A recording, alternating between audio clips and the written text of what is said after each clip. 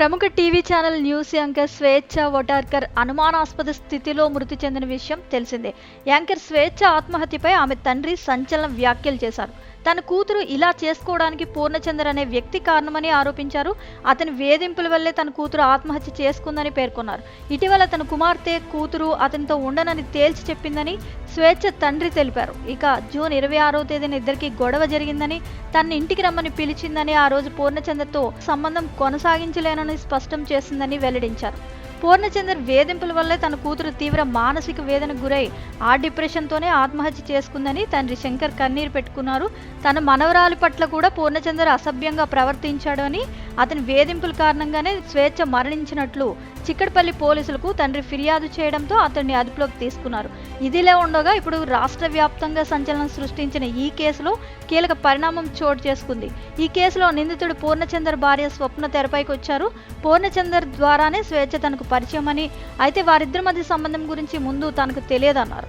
వారిద్దరి వ్యవహారం తెలిసాక పూర్ణను వదిలేశానని పేర్కొన్నారు.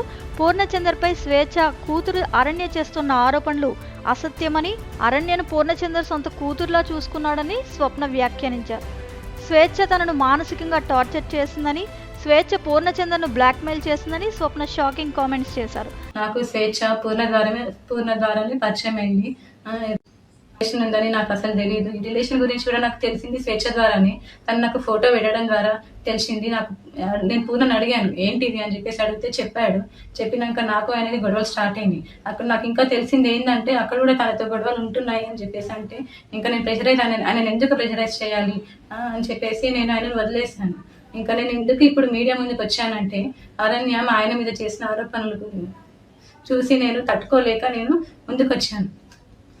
నేను మీడియా ముందుకు ఎందుకు వచ్చానంటే, ఇప్పుడు స్వేచ్ఛ కూతురు అరణ్య మా ఆయన మీద నిందలు వేస్తుంది. ఆ నిందలు నేను చూసి తట్టుకోలేక నేను వచ్చాను బయటికి. నా పిల్లలతో పాటే నా అరణ్యను కూడా తీసుకున్నాడు. తనకి స్కూల్లో జాయిన్ చేశాడు, ఫీజులు కట్టాడు. నా పిల్లలకి బట్టలు తీసుకున్నప్పుడు ఆయన కూడా తీసుకునేవాడంట. నేను నీ కన్న తండ్రి కూడా వదిలేసి వెళ్ళిపోతే కూడా పూర్ణ ఆ స్థానం తీసుకున్నాడు. కన్న తండ్రి కన్నా ఎక్కువనే చూసుకున్నాడు. నా కూతురు ఎలా అయితే చూసుకున్నాడో నిన్ను కూడా అలానే చూసుకున్నాడు అరణ్య. కానీ నువ్వు ఇలాంటి నిందలు వేయడం కరెక్ట్ కాదు. ఇంకా స్వేచ్ఛ కూడా చాలా నన్ను టార్చర్ పెట్టింది. ఈ విషయం తెలిసినాక కూడా నేను డిప్రెషన్లోకి వెళ్ళిపోతే నన్ను పూర్ణ కాశీకి తీసుకెళ్ళాడు. కానీ మైండ్ రిఫ్రెష్మెంట్ కోసం తీసుకెళ్తే అక్కడ కూడా ఫోన్ చేసి సతాయించింది. ఎందుకు తీసుకెళ్తున్నావు, ఆమె ఎవరు అని చెప్పేసి నువ్వు తీసుకెళ్తున్నావని సతాయించింది. ఆయన ఫోన్ లిఫ్ట్ చేయకపోతే నా ఫోన్కి చేసి సతాయించింది. అసలు ఎక్కడికి తీసుకెళ్ళినా, ఫంక్షన్కి వెళ్ళినా, ఎక్కడున్నా కూడా నువ్వెందుకు ఆమెతో ఉంటున్నావు, నా దగ్గరకు వచ్చేసాయి అని చెప్పేసి చాలా బ్లాక్మెయిల్ చేసింది. ఎప్పుడు చూడండి స్లీపింగ్ పిల్స్ మింగడము. నాకు ఆడపిల్ల ఉంది. స్వేచ్ఛ కూతురు అరణ్యాన్ని కూడా పూర్ణ నా కూతురు లాగానే చూసుకున్నాడు.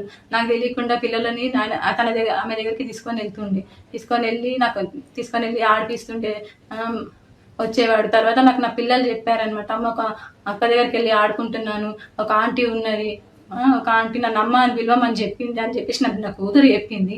నా కూతురు చెప్తే నాకు తెలిసింది. ఇంకా అప్పుడు నాకు తెలియదు తన వెనకాల ఎవరుండి చెప్పిస్తున్నారో కూడా నాకు తెలియదు.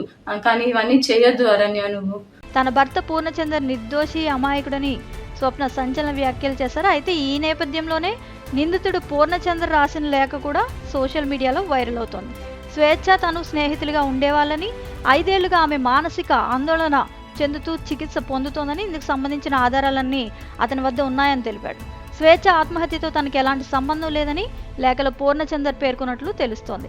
ఈ కేసులో ప్రధాన ఆరోపణలు ఎదుర్కొంటున్న పూర్ణచందర్ గత రాత్రి పోలీసులు ఎదుట లొంగిపోవడం తెలిసిందే. అయితే దాంతో పోలీసులు నేడు అతన్ని జడ్జి ముందు హాజరుపరిచారు. విచారణ జరిపిన న్యాయమూర్తి పోక్సో కేసు నమోదు చేసి పూర్ణచందర్కు 14 రోజులు జ్యుడిషియల్ రిమాండ్ విధించారు.